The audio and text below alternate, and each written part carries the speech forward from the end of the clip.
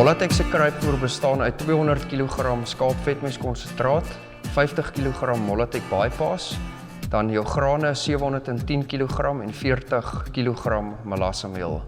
Op Molatex se kruipvoer sien ons baie goeie innames op 'n jong ouderdom by ons lammers. Die mengsel is baie smaaklik, hoog in deurvloeiproteïene en ook maklik vermengbaar.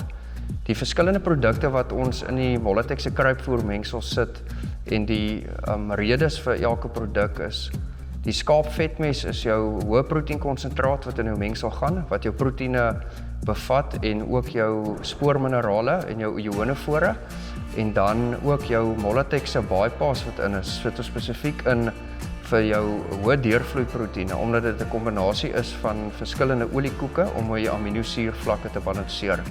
Ons sluit dan ook jou graan in, mielies of gars of graan wat die boer op die plaas het, vir jou energiekomponent, en dan sluit ons ook 40 kg Molatex melassemeel in om die smaaklikheid en ook die mengbaarheid van die produk te verbeter.